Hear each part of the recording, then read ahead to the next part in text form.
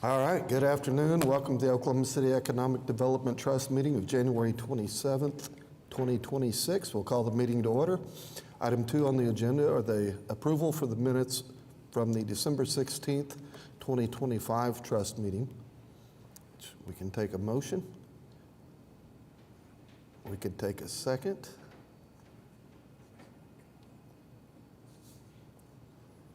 We can take a second. You can verbalize it. Second. All right. Go ahead and cast your votes. Yes, please. The item passes. Item 3 on the agenda is the ratification of claims for December of 2025. We can take a motion on that one. I'll do it verbally, so moved. Second.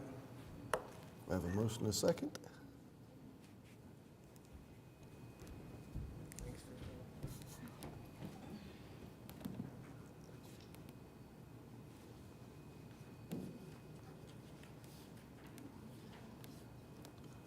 All right, cast your votes. The item passes as well. Brings us to items for individual consideration. Item 4A is a resolution approving a minor amendment to the downtown project plan. Mr. Sudol. Thank you, Mr. Chairman. So this is really an administrative item that's setting the stage for the next item we're going to hear about.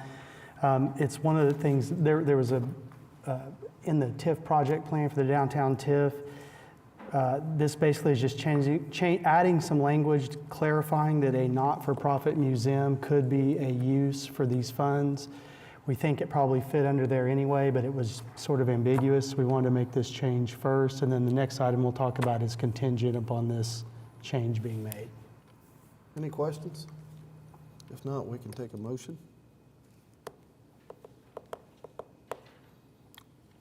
All right, please vote. There we go, item passes. Item 4B is a joint resolution approving an allocation not to exceed $5 million from TIF2 for renovations at the Oklahoma City National Memorial and Museum. Mr. Sudol. Thank you, Mr. Chairman. And Carrie Watkins is going to give us a brief presentation about the project, but just very briefly on my side, it's a $5 million allocation from funds that we have available in TIF2. There are sufficient funds for this as TIF2 winds down, so we think this would be a wonderful use for such an iconic, piece of our city's history to help with their expansion. And so with that, I'm going to turn it over to Carrie to tell us a little bit about the project, and we'll be happy to answer any questions. Thank you, Mr. Chairman and Trust Board members. I'd like to just walk you through our forward plan, as I've left copies at your desk as well, but this allows us to expand to the west, about 10,400 square feet to the west. And as you work through here, really it's a new chapter for us to add on space for a new lobby, better security, an orientation theater gallery, and then a civics lab, and really just begin to walk you through this new chapter. The city has been a partner with us, obviously, since the very first minutes after the bombing. And while we're a nonprofit, we felt like this was an appropriate ask to come and to seek funding. As we expand this, you can begin to see the children's area comes out about 55 feet, and the new lobby is all transparent, see-through on all 3 floors. It begins to give you an example of what the new addition would look like from the memorial grounds. And a lot of people have a hard time figuring out where to go into the museum. We think this will take away all those questions. A gallery over to the side to have groups. But there you begin to see the lobby and the 2 new elevators that are glass elevators that go up, and then a new entry vestibule with security, and just a kind of a new expansion that gives you a new opportunity to understand the story now 30 years later. We're teaching a generation that doesn't know this story. And then inside the lobby you see a lot of the same elements. We're working in the Murrah granite that was salvaged from the building and the Murrah art, and but yet modernizing it and updating it to a current day museum with much more light. And we talked about, we experienced a day of darkness, but we're enjoying, because of our unity as a city, years of light, and we want to expand that in our lobby. And so we walk you through This is the new orientation gallery, and it's the expansion, an area that overlooks the old, overlooks the memorial, and some technology that would allow you to experience what was like before. And then that's a story we have to teach because people didn't live it. And then you walk into the orientation gallery, and then there's a hole cut into the existing building into Chapter 1, and just some renderings that allow you to understand the technology and the use that we would use in this space. And the orientation gallery, we're working on that tomorrow with our board on telling this story now 30 years later. And as we move forward, we begin to understand the civics lab and the other areas in this building that we'd want to add. Go to the next slide. That shows you the civics lab on the first floor. And we feel like we've spent a decade teaching STEM, but we've got to teach folks how we got here and why we got here. And we've got to make sure they understand that the senselessness of violence, that we all play a part in fixing that and making an impact. And so these are just some rough schematics of what the STEM lab would look like. And then we wrap up with just another view, and then our timeline is next, and it would be, we're starting construction. We did groundbreaking, ceremony of groundbreaking in December. We're doing site prep now, and then looking forward to opening on the week of it, the anniversary in 2027. And as we go to the budget, the construction is a little over $15 million. We've raised a little over almost $8 million, and our request is for $5 million, and we have other private requests out, about $3.5 million that are outstanding right now. We're waiting for answers. Happy to answer questions or. I love the lobby, the openness, the windows, and the light. It's really, Yeah. really nice. Long overdue. Yep. Just to add to that, I think it prepares you with brightness and with the positive, and then you go through everything else and you can look at it with fresh eyes. Yeah, and you end up then in the overlook, which is, again, overlooking the city that's changing forever. So I think we have to kind of know and meet our audience where they are today, which is different than it was 20 years ago. I'd like to say I'm very excited about the project, and we appreciate everything you do over Thank there. you. It's fantastic. Surrounded by a great team, and I have my board chair, Chris Fleming, and my past board chair, Dr. Susan Chambers, and Caleb Brown from my staff here today. Excellent. So- Thank you all. Thanks. All right, with that, we can take a motion in a second.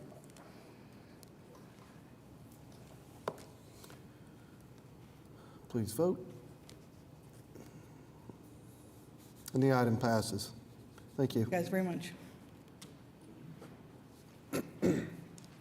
Item 4C is a joint resolution approving an allocation not to exceed $400,000 from TIF 8 for the United Petroleum Transport Project. Mr. Sudol? Thank you, Mr. Chairman. So this one, and as a reminder, TIF 8, part of what in that project plan that it provided for was for relocations of corporate headquarters downtown. And so Matt Herndon is going to, and his team are going to give us an overview of their project, but just very briefly, again, $400,000. A little bit of the uniqueness on this is they're going to have a current location. He's going to talk about it. This is a new location downtown. Part of this money will, and we have to, bring forward the economic development agreement in the future. Part of the money will be dependent on the build out. Part of the money will be dependent on, new hiring. So those are some details we still have to work out, but the total would be the $400,000. So with that, I'll turn it over to Matt, and if you want to give us an overview on the project, and we'll answer questions after that. Yep, appreciate it. Appreciate the time, Chairman and Council. Matt Herndon, President and CEO of United Petroleum Transports. With me is Brian Ballbark, our CFO. Yes, we are truckers. Especially during this time of weather, it makes it a little difficult, but we are. Next slide, please. We were founded in 1966. I'm also part of the owner. Greg Price, Keith Price founded Oklahoma Tank Lines, which is now United Petroleum Transports. We've also branched out into Florida Rock and Tank Lines, as well as Ulogic, which is a broker. Look, we grew with Frank and Judy Lowe. That's how we grew. As they grew across America, we did as well. We also hauled the first Quick Trip store 55 years ago. So we are a family-owned, proud family-owned. We've been off Southeast 44th for almost 50 years, and we're looking to grow. We've doubled the business in the last 2.5 years. We look to double it again as we continue to expand across the Southeast. Oklahoma is our home, always will be our home. So when you look at downtown, what better place to put us in downtown versus off Southeast 44th? Again, we're looking for our continued growth and our efforts, and we're excited about the opportunity. We have over 1,200 employees today, over 1,200 drivers, over 1,500 employees, and we have terminals from coast to coast. We'll talk about that here in a minute. Next slide. So you look at our proud Oklahoma clients, we haul about 86% of all on-queues. So we deliver fuel, we deliver products like jet, unlead, diesel across. We do acid, we do spent acid, we do chemicals, lubricants. We also do dry bulk, which we do cement and fly ash in different parts of the country as well. But our main focus is we're a bulk carrier hauling refined products. So our mission, again, we've been around for 60 years. We celebrate our 60th year this year. So June, we celebrate that. So we're proud of it. But safety is always our number one concern. You know, we pulled trucks off early. We pulled trucks off on New Year's Eve. Again, what we do is very important to the motoring public, to our family, to your family. So safety will always be that. Family culture is also, we've been around 60 years. It's very important to us from a culture perspective. Again, when you look at a corporate office and want to bring additional business, where do you do and bring talent? It's a little easier to bring talent in a downtown corporate environment versus Southeast 44th. So that's the other piece. Culture is very important to us.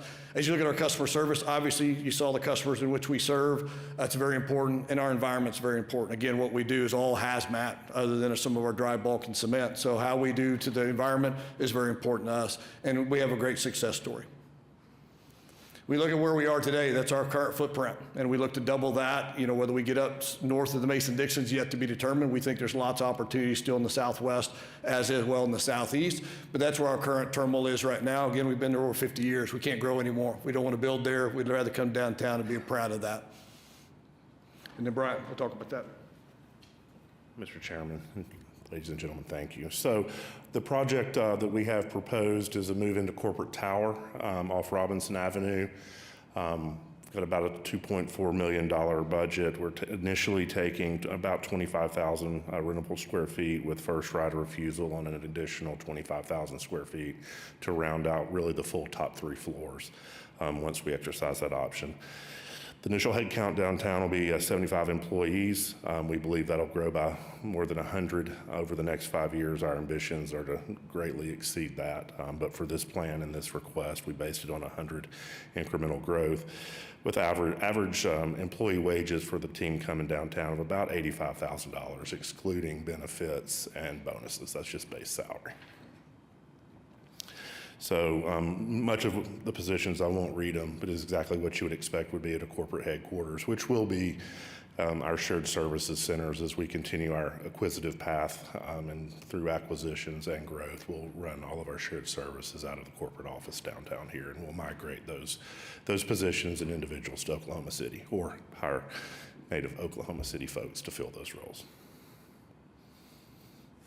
Yeah, our continued support, obviously, we're very much, and we serve in which the industry, you know, the community in which we serve, we support them.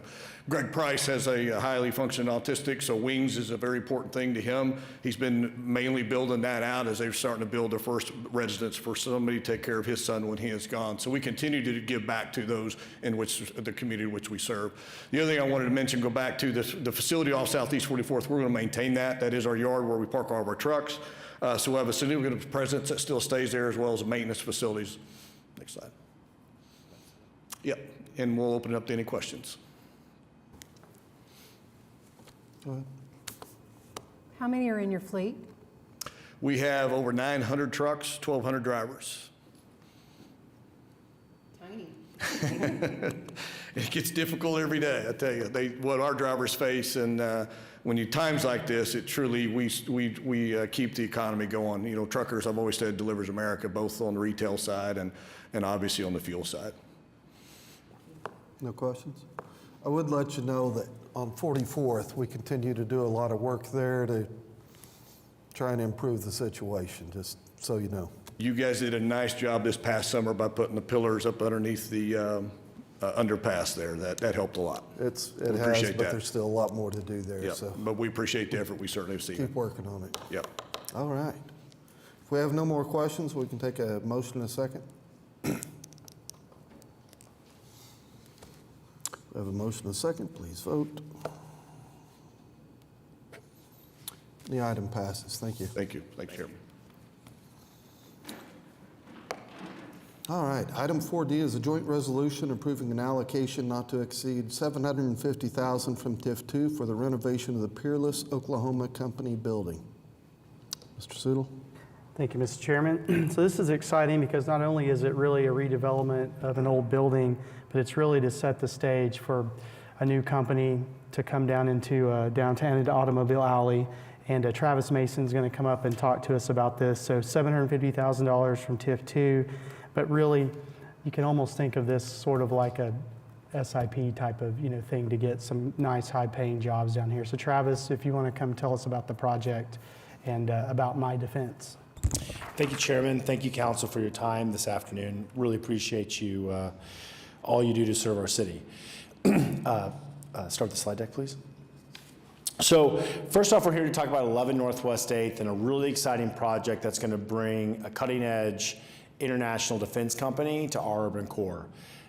Aerospace has been an ecosystem we as a city have invested in for 100 years, starting with Tinker, and that's an investment we've continued to do, and this project is an example of that continuing to pay dividends. The developer is actually my father, Steve Mason. These are just a couple examples of the projects my father has done. So he typically acquires buildings in the urban core and fixes them up and cleans them up and helps build community. Next slide, please. And so this is just some more examples of projects we all love, whether it's kitty bugs for some shaved ice, or iguana for a taco, or a fun experience at Factory Obscura. There's always something fun to do. Next slide. More examples. Next slide, please. So let's talk about the company that's coming to the urban core. The company's called My Defense. It's an aerospace company out of Denmark that focuses on drone technology and drone defense technology. So their technology is not only used in drones themselves, but also to help deflect and scatter drones when it comes to soldiers, tanks. They have a contract with the LA 2028 Olympics, which I'm sure we can all get excited about, to help defend the Olympics against any potential drone strikes or anything during the Olympics. As aerospace has evolved, drone technology and how you defend against that drone technology is important. My Defense is on the cutting edge of those items. This is a company that's been in the paper a lot, both from the state and the city. I know the chamber's here today. There's a lot of excitement about My Defense coming to not just Oklahoma City, but our urban core. They're looking at creating a headquarters operation at 11 Northwest 8th. The average salary, and that is not a typo, is $105,000, which I think we can all appreciate is a very strong salary. And their median employment is 20 residents. So they're hiring Oklahoma Cityans, which I think is a really exciting thing to focus on this drone technology. Next slide, please. Next slide. So this is going to be a R&D facility where they will be doing some light assemblage, but it'll be primarily a corporate office.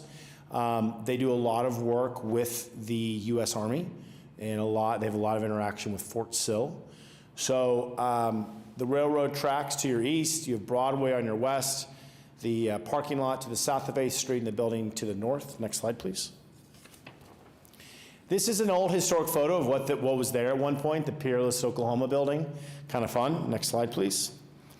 So overall, the building is 25,000 square feet. We've got a 1.2 acre lot size. One of the things that makes this property uniquely fit for a drone company is the overhead and drive-through doors. Next slide, please. This gives you an example of what it's going to look like in the future, which is really exciting. With My Defense's corporate offices on the second floor, they'll have us on the first floor. As you can see, they'll have a fenced yard where their drones will come in and out. There's no manufacturing of drones here, I promise, but that's where they will be storing some of their drone technology. Next slide, please. This gives you an example of the second floor and what will be there, general offices, conferencing. Next slide, please. So why did we come for a TIF request? This is the first TIF request my father has ever made in all of his audacious projects he's done. But as you can see, the numbers speak for themselves. This is not the kind of project that most sane people would take on. But my father believing in Oklahoma City, believing in community investment, and believing what My Defense means and what it stands for, and that, again, that evolution of aerospace in our community and how important that industry is to our state. It's the second largest industry in our state today, and it wouldn't shock me if not too distant future it surpasses, I hope there's no oil and gas people here, but oil and gas, I mean, it's pretty remarkable. So the returns are what they are. The all-in cost is over $304 a foot. That includes architectural engineering service fees, but quite a bit of dollars. The total project cost of $9.5 million, and our estimated completion is Q3 of this year. You can go on to the next slide, and really any questions at this point about the project? Sounds exciting. It'll be fun. So is that set up with the total TIF paid in year one? Yes. Yes, so this would be coming because we have funds available in TIF 2. And this is, I think, another example of as TIF 2 is winding down, you know, we've been trying to be strategic with our investments. So this would be part of, you know, the upfront money. I think, yes, good point, but it will be paid after the improvements are done, completed, COs issued, so there's not any construction risk on our side. But it's part of the funding sources up front-ish. Okay. Yeah, third quarter of this It's year. the goal, yeah. Interesting. Any other questions? No? All right. We can take a motion. We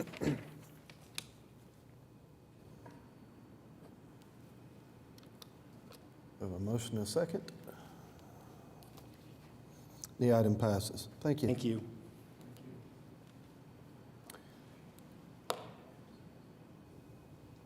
Item 4E is amendment number 2 to the professional services agreement related to the Oklahoma City Film and Creative Industries Office, extending the term to June 30th, 2026. Mr. Sudol.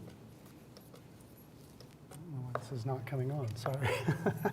Thank you, Mr. Chairman. So this one, we had done previously an amendment to this professional services agreement, and this was, you know, for the administrative piece of our film office. We had done something previously to extend it, I believe it was to December 31st. This is just wanting to change the date again to June 30th.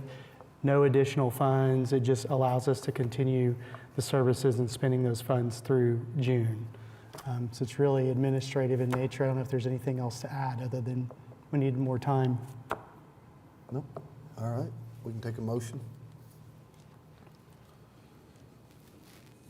We have a motion and a second. Just need to vote. There we go.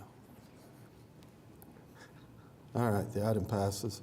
Item 4F is a joint resolution approving an allocation not to exceed $228,209 for a film project produced by Rebellium LLC. Good to see you, Chairman and Council. I have another application for you for an independent film that we have code-named Project Summer. And you can go ahead and, there we go. It's an independent feature, and the tagline is, in the hottest summer their town has ever seen, best friends Jack and Quinn ignite a prank that goes horribly wrong, sending them into a chaotic, darkly comic spiral. The filming dates are April 6th through May 1st, and it's produced by Tulsa-based Rebellium Films, which I have a growing relationship with. They brought us Project School, which we're about to get the final rebate out for, and that is premiering at South by Southwest soon. And that is a really good endorsement that it's a quality independent film. This film is all practical locations, meaning they're not using any sound stages. 99% of the crew is local. Anticipated Oklahoma City expenditures total $4.8 million, or 76% of the budget.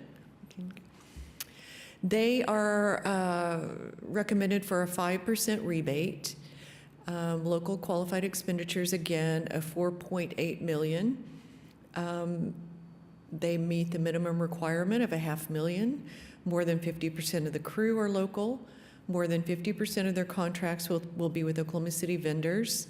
And more than 50% of filming days will be in Oklahoma City, and it's actually 100% of their filming days will be here in the city. Their main production office will be within city limits, and they're pre-qualified for the State of Oklahoma Film Incentive Program.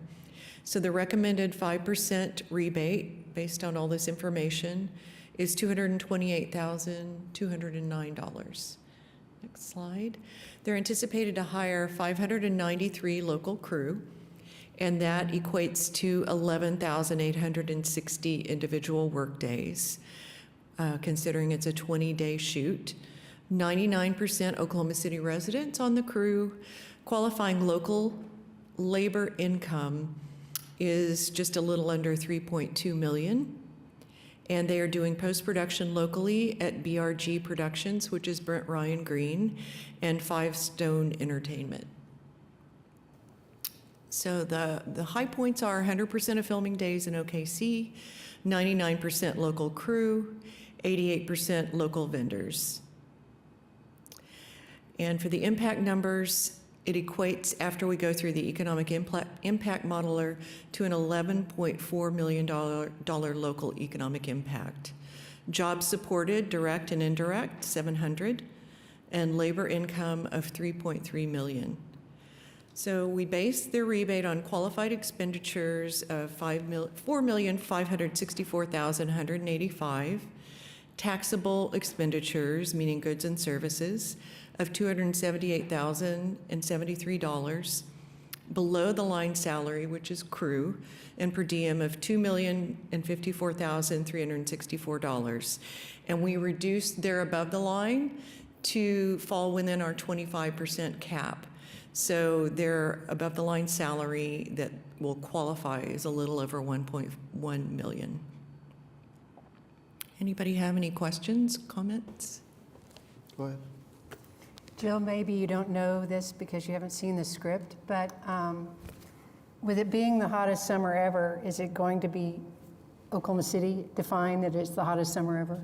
You know, I will verify that, but I don't think so. I don't think it's, because they shop around when they do their projects. I don't think it's naming Oklahoma City. Yeah, we don't want to, yeah. You know what I do though, Rhonda? I read the scripts, and in the case of Twisters, I flag things that we don't like. I and know try you to- do. Try to get them changed. Okay, thank you. Appreciate it. Any other questions? If not, we can Thank take a you. motion. Thank you. We have a motion and a second. The item passes as well. Item 4G is amendment number 1 to the professional services agreement with Sasaki Incorporated, approving an increase of $70,000 for the Downtown Strategic Development Plan. Mr. Sittle. Thank you, Mr. Chairman. First, I want to give you just a very quick background on this. This is not a request from Sasaki. This was, we went through the RFP process to choose firms to do our Downtown Strategic Development Plan, which we're well in the middle of. Through that process, we heard from many different really good consultants. There was actually somebody with a different firm, different proposal. That one of their folks was Hunden Partners, who are really a big national consultant in the hotel space. Zach Craig with Visit OKC approached me and Joanna and other staff about, hey, we really also, as part of this, need to do a little deeper dive on our hotel market and looking at, what we need to add here hotel-wise, what are, barriers, what are things we need to look at on that. And so we began to have those discussions. This amendment, if approved, would be funded. It would add them as a partner to the team that's already here working to start doing some specific work in that area. It would also be funded 50/50 by the Convention and Visitors Bureau, and the other half would come from the Alliance's optional services portion of our contract. So even though it's an add technically to Sasaki, I want to be clear, they did not ask for this. This is something we approached and thought it would be a good idea to do a deeper dive, especially with a lot of our events and other things that are coming down the pipeline. Just, adding other hotels, brands, things are something we're interested in looking at and studying. And that portion of the Alliance's contract is really specifically set aside to do studies like this.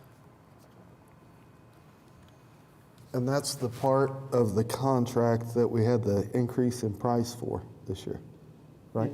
On the Alliance, the Chamber had an increase on theirs, the Alliance did not. The Alliance has about a little over $50,000 a year that's, we don't get it unless it's spent on some report or something, which is something Joanna and the city manager have to approve.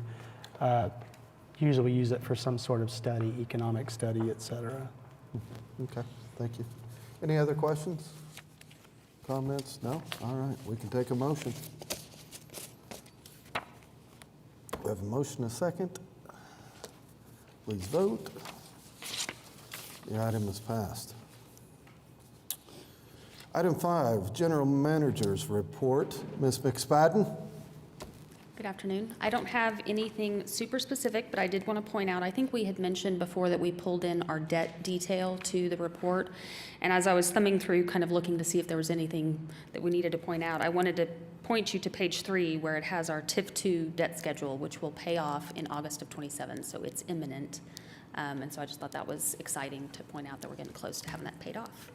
I like Excellent. paying off debt. I'm happy to answer questions if you have any about the report. Thank you. Okay. All right, brings us to item 6. Any comments from staff? Trustees? No? Any citizens sign up to speak? Really? That's amazing. All right, well, that brings us to item 7. We're adjourned. Oh, what? Oh, yes. You didn't sign up, but, we'll go ahead and take it. Real quick, Dennis Pruitt, Oklahoma City Chamber of Commerce. I just want to commend you. I know there was nobody here to witness everything that was voted on today, but everything you voted on is something that we all strongly support. The expansion of the memorial, the assistance to to the petroleum company, keeping them here in Oklahoma City, the film, and Steve Mason's project. I've been able to see that. It's really good. So thank you for the work you do. Even though there weren't a lot of people here cheering you on, we are. So thank you. Thank you. All right, brings us to item 7. We are adjourned.